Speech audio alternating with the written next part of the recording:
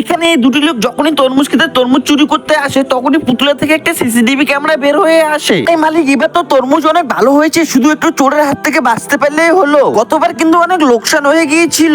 তুই এবার টেনশন করিস না, আমি 2 লাখ টাকা দিয়ে ক্যামেরা কিনেছি আর ক্যামেরা গুলো পুরো ক্ষেতের মধ্যে লাগিয়ে দিয়েছি। কোনো কি মনে হচ্ছে তোর তরমুজ গুলো চুরি হবে? আরে ওস্তাদ এই বস্তাটি তো লোড হয়ে গেল, তাতে কি হয়েছে? আর একটা বস্তা তো আছে আমার কাছে।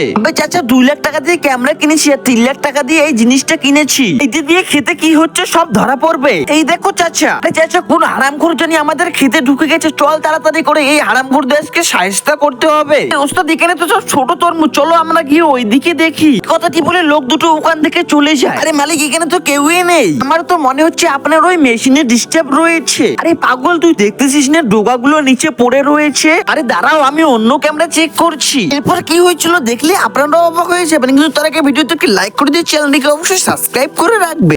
यार मैं तो कहता हूँ बहुत गर्मी है, एक तरबूज तोड़ के खा लेते हैं। अरे यार मेरा भी भूख से ब्लड लो हो रहा है। बिस्मिल्लाहिर्रहमानिर्रहीम।